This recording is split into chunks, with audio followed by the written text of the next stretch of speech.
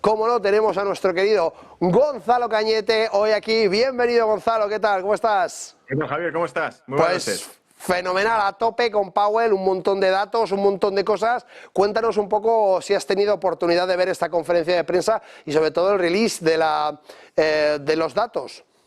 Sí, he ido siguiendo, bueno, el release de los datos lo hemos comentado en Negocios TV hoy por la tarde, o sea que ha sido, bueno, ligeramente más baja de lo esperado, lo cual es positivo para el mercado, pero como digo, lo que tiene es un impacto a priori que favorece al mercado porque vemos que la inflación se sale un poco más suave y todo lo que sea una inflación más suave deja la puerta abierta a que se pueda facilitar liquidez por parte de la Reserva Federal, que es lo que espera Wall Street, pero lo que hemos dicho esta tarde lo repetimos aquí. Fíjate, Javier, esto lo hemos comentado aquí en la audiencia de cierre de Wall Street. Los que siguen el programa habitualmente ya son sabedores de esto, pero fíjate, esta es la tasa de inflación que tenemos desde mediados de 2023, desde junio de 2023, es decir, plana por completo. Por lo tanto, esta tendencia que había, bueno, primero la tendencia de subida desde 2001 a 2022, que me acuerdo que en aquel momento, en febrero de 2022, estalla el conflicto de Rusia y en una rueda de prensa de la Casa Blanca le pregunta a un periodista, bueno, de la inflación tiene culpa Vladimir Putin, pero antes de Vladimir Putin la inflación estaba subiendo y decís que era transitoria y entonces era culpa del COVID. ¿En algún momento va a tener la culpa la administración de Biden o es un milagro económico lo que hace Biden? Bueno, sin meternos en política, Javier, estamos justo en esa zona, en torno a ese 4%, es decir, estamos en el 3 y pico por ciento desde junio de 2023. Por lo tanto, queda mucho por ver y Jerome Powell lo ha dicho clarísimo. Jerome Powell ha dicho que, bueno, iremos viendo que no descartan recortar los tipos de interés este año, pero siempre y cuando vean que la inflación se va moviendo hacia el 2%. No que llegue al 2%, sino que se vaya moviendo hacia el 2%. Y es un matiz interesante porque, bueno, para empezar, una de las cosas que ha mencionado es lo que hemos resaltado aquí en más de una ocasión. Tenemos la inflation core, la composición de la inflación subyacente, y podemos ver que esto que está en rojo es el sector servicios. Y como podéis ver, amigos, no se ha prácticamente caído desde que inició la inflación. Es decir, hemos conseguido reducir la inflación sobre los bienes industriales, sobre la energía, pero no hemos conseguido reducir la inflación sobre los servicios, que básicamente es lo que hacemos de empleo. Y malas noticias, la semana pasada conocíamos, por ejemplo, que los pedidos de fábrica de Estados Unidos pinchan y se debilitan. Y esto quiere decir que, lejos de conseguir una inflación por la vía que ellos esperaban, que es que aumente el paro, que haya más mano de obra disponible, y como el sector servicios es un sector que básicamente emplea a gente, porque es hostelería, es servicios, emplea a gente, lo que esperaban es que se debilitase el sector servicios para aflojar la inflación, no la industria, que es la industria lo que se está debilitando en este caso. Por lo tanto, montan un círculo y salen, les crecen los enanos, como suele decir. En este caso, se te debilita por el lado que tú no esperabas. Aquí lo comentábamos cuando lo publiqué en redes. Decíamos, el plan era debilitar el sector servicios y que con ello se redujese la presión sobre la inflación, pero el empleo sigue fuerte porque el informe de empleo que tuvimos la semana pasada, lamentablemente, nos daba datos de fortaleza todavía en la economía estadounidense y con esas, vamos, hay que resaltar algo y es que destaqué esto, lo hemos sacado aquí en el cierre de Wall Street, pero insisto, Javier, en que esto es fundamental. Es que si echamos un vistazo, por ejemplo, a índices como el que tenemos aquí, el de los costes al flete de containers para el transporte marítimo, fíjate la tendencia que tiene, es que está rompiendo la media de los últimos 15 años, lo tenemos ahí, prácticamente 15 años de gráfico, y tiene una tendencia muy similar a la que estaba cogiendo en 2021. Por lo tanto, si siguiésemos, por ejemplo, este indicador preinflacionista, porque si sube el coste del transporte marítimo de bienes, evidentemente va a subir el coste de casi todos los productos. En cuestión de meses, pasó en 2021. Si sigue esa tendencia, vamos a ver probablemente que pueda llegar una segunda oleada de inflación. Pero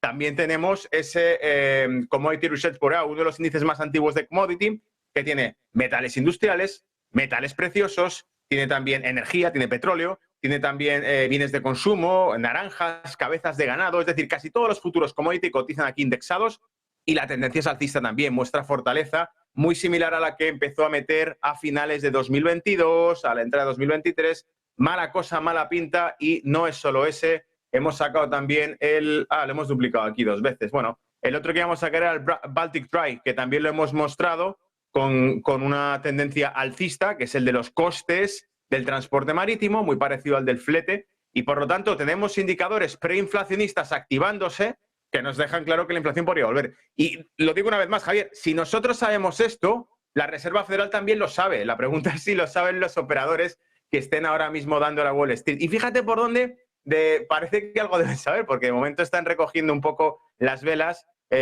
porque no ven ese recorte de tipos. Mi opinión personal, Javier, es que están forzando a que casi todos los bancos centrales, incluido el Banco Central Europeo, súper conservador, alemán, Bundesbank, la promesa de mantener un euro sólido, estable. Tenemos un repunte de la inflación en Alemania, de la inflación subyacente al 2,8%.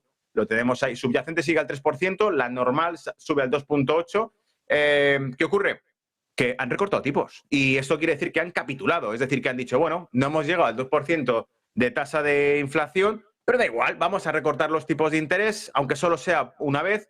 Para mí, Javier, la estrategia es que el resto de bancos centrales, incluido el de Canadá, están recortando tipos para dejar por deferencia a la Reserva Federal suficiente colchón para aplicar un recorte de tipos, incluso con una inflación que no se reduce, lo cual sería una estrategia perfecta para venderte el Bidenomics y que Joe Biden ha hecho un milagro económico y por eso la Reserva Federal puede recortar tipos, porque todos los demás lo han hecho. ¿Por qué no lo va a hacer la Fed? Pues desde luego, Gonzalo, está claro que esas Bidenomics que nos meten con calzador cuesta un poco de tragárselas cuando vemos todo lo que está sucediendo en la renta fija y sobre todo en el mercado de la deuda. Y viendo además la deuda gubernamental que está asumiendo Estados Unidos, que ya está absolutamente fuera de control. Vamos a ver con esta inflación que está repuntando en cuánto le sale la factura de esa deuda que está incrementándose y que mientras que se incrementa la inflación, aunque parece que es poquito, ¿no? Bueno, ha subido de un par de décimas, no pasa nada, un par de décimas en tantos trillones, recordemos, más de 30 trillones, más, espera que lo digo otra vez, más de 30 trillones, que si os digo la tasa exacta os vais a asustar, pero no pasa nada, yo os la digo, no pasa nada, son 34,587 trillones, así como quien no quiere la cosa, esas dos decimitas en esos 34,587 trillones son desde luego muy significativas y cuesta muchísimo, muchísimo llevarlas a cabo. Hay más cositas que quiero comentar contigo. Parece que la guerra con China en esos aranceles por parte de Estados Unidos se recrudece. Vamos un poco a la parte internacional, Gonzalo, a ver qué te parece, cómo está reaccionando China y Estados Unidos con esa guerra arancelaria últimamente. Bueno, bastante enfadados porque hemos visto que se suma la última novedad ha sido Europa. Lo hemos publicado en el reporte esta mañana, pero ha decidido aplicar después de la investigación sobre comercio que ha hecho, deciden aplicar subidas arancelarias a China y se pone la cosa complicada, evidentemente, porque China no acepta esto y además es porque se aplican ciertas medidas y al mismo tiempo se teme por la reacción que pueda tener China a ello. Teníamos por aquí puesto, la administración Biden está pensando en imponer limitaciones adicionales al acceso de China a la tecnología chips. Es decir, no solamente es una cuestión comercial. Un segundito, Gonzalo, me comentas, entras también en la parte de Europa. Yo no quería entrar todavía porque en Europa nos han dicho que aumentamos en un 40 y tantos por ciento, casi un 50%, los aranceles a los coches chinos, a los coches eléctricos chinos. ¡Ojo! Con la que está liando Europa, con esa guerra que está entrando directamente al capote que le pone Estados Unidos y que directamente entra en conflicto con China cuando deberíamos ser aliados. Claro, efectivamente. Y además todo por el tema, no solamente que deberíamos ser aliados, y pienso sencillamente que toda la transición energética que quiere llevar a cabo Europa depende de que alguien produzca todo este tipo de tecnología de energía renovable, de coches eléctricos, y si no es la industria china, ¿quién la va a aplicar? Y el anuncio que ha habido de aranceles, claro, evidentemente, llevar a cabo probablemente una serie de medidas de contraataque por parte de China, que son las que teme realmente en este caso Europa. Pero fíjate, y antes de entrar en el tema del 100% de Europa, es que según lo estabas diciendo, he sacado por aquí uno de los gráficos, esos 34 trillones de deuda que tiene Estados Unidos, que lo tenemos aquí, y lo digo porque básicamente había el CEO de un banco ruso, del segundo mayor banco ruso, ponía, estoy plenamente convencido de que Estados Unidos se encamina inevitablemente hacia una grave crisis económica. La deuda actual de Estados Unidos ha alcanzado niveles inconcebibles y astronómicos y el monopolio del dólar en la escena mundial es lo único que le permite a los estadounidenses mantener semejante nivel de endeudamiento. Si los chinos o los árabes retiraran su dinero de Estados Unidos, se produciría un colapso total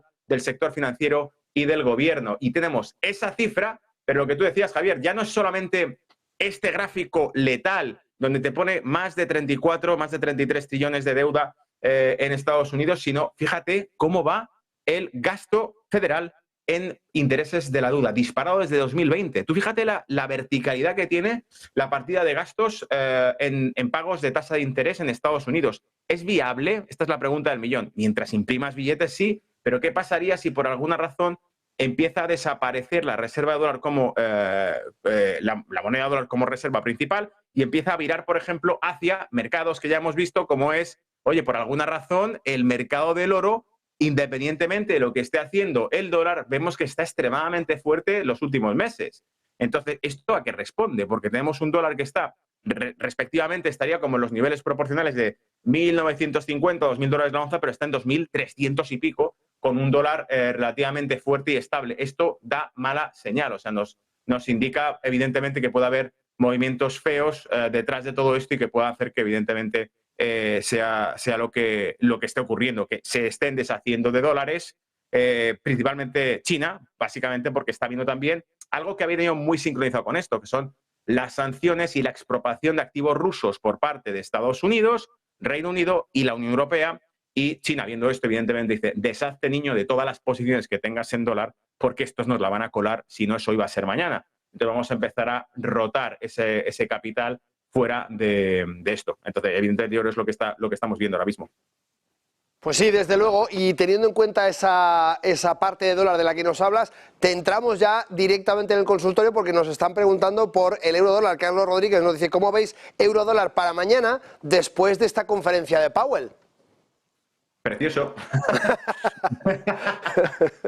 Fíjate, a mí es que lo que me gusta ver el eurodólar es que lo tenemos aquí a punto de caramelo, porque tú fíjate, todo esto es del año 2008, ¿vale? Ahora entraremos en corto plazo para los que estéis ahí con el machete en la boca esperando entrar o ver qué hacer, cuál es la estrategia para mañana, ¿vale? Pero si vemos en el largo plazo, desde 2008 tenemos un canal bajista precioso, como digo, en eurodólar, que nos muestra que básicamente aquí la tendencia general, ¿cuál sería? Una debilidad del euro consecutiva con un dólar que se mantiene fuerte. Pero por fundamentales sería lógico, si sigues la tasa de crecimiento de Estados Unidos, incluso con el recorte que se le ha hecho con la revisión a la baja, que lo llevan al 1.3, la tasa de crecimiento trimestral del Q1 de Estados Unidos, compáramela con la de Alemania, 0,20, o compáramela con la zona euro, que es 0,30. Es decir, no crece la Unión Europea mientras que Estados Unidos crece. Esto quiere decir que el capital, fíjate, esto es crecimiento de la zona euro, es este. Crecimiento de la zona de Estados Unidos, oye, chico, hay una diferencia consistente y yo creo que por eso mismo es por lo que vamos a ver probablemente que más capital va a fluir hacia el dólar que hacia el euro. No solamente por eso, si seguimos además, por ejemplo, los bonos, y ahora voy con el eurodólar, Javier, permíteme, es que quiero hacer la foto completa de por qué una cosa va en la dirección que va. El rendimiento del bono estadounidense está entre 4,65 y 5, recientemente además nos ha dado muy buen juego, está moviéndose con una volatilidad increíble, fíjate las bandazos que está metiendo con los tipos de interés y con la Reserva Federal, ¿vale? Todo esto explica realmente la fortaleza del dólar y la debilidad del euro. Mientras que Alemania nos está pagando algo por encima del 3%, que no está mal, pero comparado con un 4,75, un 5% que te paga el rendimiento del bono estadounidense, pues no hay color. Ahora, si me voy al eurodólar, veo que, fíjate, esos bandazos que pegaba, para mí que están haciendo techo, podríamos incluso, en casos extremos, llegar a ver un eurodólar que puntualmente sube incluso más. Lo tenemos en 1,09, 1,010, 1,050, incluso imagínate que llega un poco más arriba, pero serían zonas en las que creo que le va a entrar cortos, fuertes cortos, al euro contra el dólar, porque la economía europea no tira, porque la política del BCE ha sido recortar los tipos antes que Estados Unidos, porque el crecimiento estadounidense es más fuerte que el europeo, porque pagan mejor el capital los estadounidenses que los europeos, y porque hay más estabilidad en Estados Unidos que en Europa, con la que te ha caído con las elecciones. El gran subidón de partidos políticos son todos, prácticamente todos, antieuropeístas o críticos con las políticas centralizadas y burócratas de la Unión Europea. Más claro, agua. En Alemania, en Francia, incluso en España, ha habido un aluvión de votos que no se esperaban, que van a partidos que están abiertamente criticando la estrategia económica de Europa como insatisfactoria. Y con esto, sumándolo, por ejemplo, a que en Alemania incluso el Tribunal Constitucional le metió una sanción, determinó que el gobierno alemán estaba incumpliendo normativas al tratar de utilizar fondos que se habían presupuestado para el COVID, utilizarlos para la transformación energética y demás. Diciendo, amigo, usted no puede romper las reglas fiscales. Fíjate que es Alemania, súper estricta. Vamos a romper las reglas fiscales para convertirnos a la energía eléctrica. Es tal despropósito el que han hecho que evidentemente no se sostiene en una economía, estamos hablando de economía alemana, industria, producción, automovilístico, y ahora hay que transformarlo todo. Les han quitado los suministros gasísticos, energéticos, y les ponen, bueno, pues flores y paneles solares a la industria de Europa. Evidentemente no se puede mantener a ese ritmo y probablemente tienen que elegir entre aceptar el colapso que están viendo o girar el timón y empezar a volver a optar por una economía. Hasta que eso ocurra, veremos que el euro en algún momento va a empezar a reflejar todo lo que le va a costar lo que está pasando durante el último año y medio, 2 años, desde que empezó la guerra de Ucrania. Algo que queremos hacer justamente en este cierre de Wall Street es contarle a todo el mundo que cuando nosotros miramos como traders un gráfico, no vemos simplemente unas barritas que suben y bajan. Lo que estamos viendo es justamente ese contexto que nos está trayendo hoy Gonzalo y que nos explica por qué dentro del eurodólar suceden las cosas que suceden. Y para eso no queda otra que hablar de Alemania, no queda otra que hablar de Europa, no queda otra que hablar de Estados Unidos y de la economía general globalizada en esa dolarización, que más que una desdolarización parece que todavía aguanta muy fuerte el dólar y que tenemos dólar para muchísimo tiempo. Dicho lo cual, y que me importa mucho que entendáis que cada gráfico que vemos tiene un contexto en el mundo real, fuera de las pantallas donde se mueven los gráficos, hay un contexto que hace que esos precios se muevan y que por tanto ese gráfico tenga un movimiento u otro. Nos pregunta Mónica que cómo vemos nosotros Amazon, que qué tal se está comportando, que le demos un poquito de contexto también en cuanto a Amazon. Gonzalo. Sí, pues le echamos un vistazo. De momento, el sector tecnológico ha sido lo que sigue tirando. Fíjate, parece que nos aproximamos a un triple techo en el caso de Amazon, pero es lo de siempre. Cuando echamos un vistazo a la renta variable en Estados Unidos, estamos viendo que la que más optimista funciona es el Nasdaq y, por lo tanto, el sector tecnológico. Pero, fíjate cómo esto lo tenemos clavado desde la última vez que analizamos, probablemente antes de resultados, la compañía. Fíjate qué bien está definido este rango en el que vemos que no pasa de $190 y, por lo tanto, es un reto brutal. Tiene todo un canal alcista súper bien definido. Pero vemos que en el largo plazo los techos están bien descritos, los tenemos aquí, aquí y aquí doble techo, 190, y por lo tanto hasta que no veamos que Amazon pasa de 190 hay que tener precaución. Para los que ya están dentro de Amazon probablemente pueden plantearse si al llegar a 190 quieren deshacer sus posiciones o coberturarlas quizá, es decir, llegado a 190 puedo abrir algún corto en Nasdaq, por ejemplo, para cubrir las posiciones de Amazon o directamente con CFDs en cortos en Amazon por la proporción exacta que tengas expuesto en acciones. Los que no están en Amazon, probablemente lo más prudente ahora es precisamente esperar, ya que, amigos, si ya no te has metido en Amazon antes, pues ahora que estamos en 187 no te metas esperando a que llegue a 190 y se le baje a 175, por ejemplo, 170, ¿no? Entonces lo lógico sería, vamos a ver qué tal trabaja los próximos días, ver si consiguen, porque este triple techo no viene de otra cosa que de la pausa que estamos viendo que están haciendo los mercados. Están todos, Javier, con las uñas detrás del muro asomando la cabeza, porque no se atreven a salir del todo de los máximos. Lo estamos viendo con el S&P 500, con el Nasdaq, llegan a ciertos 19.000 puntos en Nasdaq, sube un poco, lo pierde, se agarra a 19.000, hasta que no vean claro por dónde va el rumbo. Probablemente hoy, después de lo que ha dicho Powell, veamos que no hay una postura definitiva sobre recorte de tipos. Sí, sigue abierta la posibilidad de recortar tipos en 2024. Ya, amigo, pero es que a finales de 2023 seguía abierta esa posibilidad y no ha ocurrido nunca. Por lo tanto, para mí no es suficiente y probablemente la reacción que tenga el mercado es un poco más pesimista, porque si lo que esperábamos hoy era que los datos de inflación, por ejemplo, fuesen mucho más bajos de lo esperado y que Powell dijese, bueno, sí, en septiembre vamos a recortar tipos si todo va como hasta ahora, ¿vale? Seguramente rompemos máximos y para arriba. Mientras eso no ocurra, tenemos que estar cautelosos porque lo que te está reflejando Amazon con casi ese triple techo que te está haciendo es que todavía no tienen claro los operadores que esto tire para arriba. Pues no tienen claro los operadores que esto tire para arriba, pero sí tiene claro Isaac, que nos quiere preguntar por el petróleo. Vamos con ese vídeo de Isaac. Hola Javier y hola Gonzalo.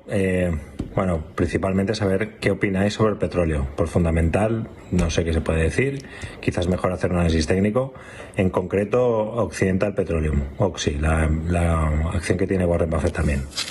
Venga, pues un poquito gracias. de contexto para ese crudo, para la parte del Brent, para la parte del West Texas y vamos, si quieres, con Oxy, exactamente, Occidental Petroleum, que es lo que nos pregunta Isaac. Sí, mira, tenemos primero, si quieres, sacamos el stock primero, Occidental Petroleum, y luego sacamos el crudo, pero el patrón que siguen es muy similar.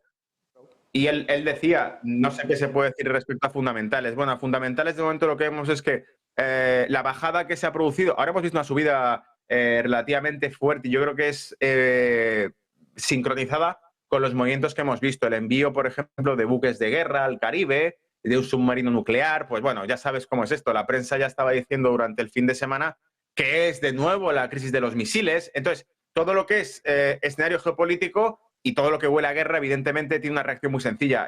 Los inicios de guerra, las fases bélicas siempre traen aumento, caída de renta variable y aumento en commodity. Y particularmente commodities, por ejemplo, como el petróleo, como el acero, todo lo que signifique producción y combustible, ya sea estratégico, ya sea por el gasto que hay de armas. Por lo tanto, de nuevo, si el tema de guerras no se soluciona, y no parece que se vaya a solucionar por lo que estamos escuchando, más bien al revés, parece que se va poniendo cada vez más fea la cosa con la OTAN y Rusia, el crudo va a responder probablemente en ese aspecto. Y en Occidental Petroleum lo tenemos, pues como decía, sigue una tendencia muy parecida a la del crudo. Ahora sacaremos el gráfico del crudo y veréis que es prácticamente idéntico.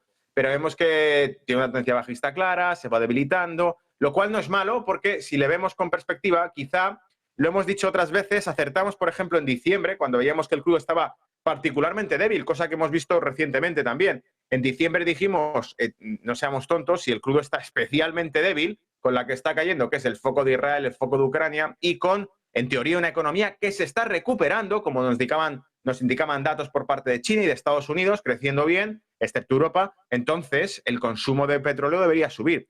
Pero hemos visto, y bueno, eso lo decíamos en diciembre, ¿qué hicimos? Irnos al sector energético. Comentamos, por ejemplo, ExxonMobil, que estaba en 98, cayó en 96, y dijimos, hay que meterle, porque está pues muy parecida a esta. Está en un rango que nos deja muy interesantes zonas de suelo, que es probablemente lo que Isaac haya visto, toda esta zona de aquí, y dirá, oye, esto es interesante comprarlo. Pues sí, a lo mejor en $55, es decir, cuando haga buenas bases, vas a ver que llega a los mínimos de desde 2022, puede ser interesante. Si cae más abajo incluso también. Yo particularmente creo que tanto esta como el resto del sector energético es muy atractivo y más cuando vemos que el crudo cae, ¿vale? Si saco, por ejemplo, crudo occidental, el Brent, que es el que tiene rutas de exportación Oriente Medio, vemos que es un patrón muy similar, ¿veis? Los mínimos que tenía Occidental Petroleum estaban aquí, en esta zona, y ese lateral que estábamos viendo lo manifestaba Occidental Petroleum aquí. Aquí vemos que hay una dilatación del precio mucho más amplia. Por lo tanto, yo lo que veo es que hay una tendencia alcista todavía en el crudo, pero muchísima debilidad y se aproxima mucho a estos mínimos que, insisto, no son malos, sino que nos invitan probablemente a meterle al sector energético cuando vemos el crudo, el barril Brent yéndose a 72, a 78, todas estas zonas son zonas en las que puedes simplemente volver a rebotar. Hemos comentado, de ejemplo, toda la época de 2011 a 2014, que está aquí, fueron las primaveras árabes, estuvo el petróleo súper interesante por encima de $100 el barril, nos llegó a estar incluso en 130, 125 por ahí. Esto parece 160, 100, ¿vale? Y súper interesante. Por lo tanto, esto era con Oriente Medio inestabilizado. No estamos tan lejos de lo que estamos viendo hoy en día, aunque parece que hay un acuerdo de paz que no se termina de cerrar. Veremos si ese tipo de tensiones suben. Y a nivel fundamental también hay algunas cosas que se pueden comentar. Decíamos, el tema, por ejemplo, de China, de cierta recuperación, hemos visto esta madrugada los datos de China que mostraban unos PPIs que se recuperan pero siguen siendo negativos y una inflación que sería más débil de lo esperado. Y eso despierta cierto temor a deflación en China. Si vemos que existe deflación en China, significa que se está demandando menos producción de la que había o que la oferta simplemente se está reduciendo. Si se reduce la oferta de producción, si al final los precios empiezan a aflojarse o a caer en China, bien sea por consumo interno, que es otro talón de Aquiles que tiene China ahora mismo, o bien sea por una disminución de la producción, producir menos significa que consume menos combustible. Y la Agencia Internacional de la Energía, en inglés es International Agency of Energy, la IAE, sacó un informe, creo que fue hace 10 días, preveyendo una disminución en la demanda de crudo mundial que también desanimó al mercado. Pero de momento hemos visto que el rebote ha sido claro. En cuanto cayó el precio del crudo, fíjate que los niveles que teníamos marcados ya de antes le han servido como tapón. Llega justo a estas zonas y empieza a tornarse, a dar la vuelta en cuanto llega a 83, 83.50, toda esta zona de aquí, vemos que se da la vuelta. Así que precaución, para mí el crudo es buy and hold, como el tema Bitcoin, ¿vale? O como el gold, comprarlo, mantenerlo y lo mismo, cuando vemos que cae fuertemente, echarle un vistazo al sector energético para compañías que no vayáis a mover mucho, empezar a hacer cartera con liquidez que tengáis en compañías que estén fuertemente descontadas, como Occidental Petroleum que comentaba Isaac, llegando a $55, ¿por qué no meter un porcentaje del portfolio en una compañía de este tipo? Sí, desde luego, muy interesante toda esa perspectiva sobre el mercado de los hidrocarburos en general y sobre compañías como Occidental Petroleum y otras adyacentes.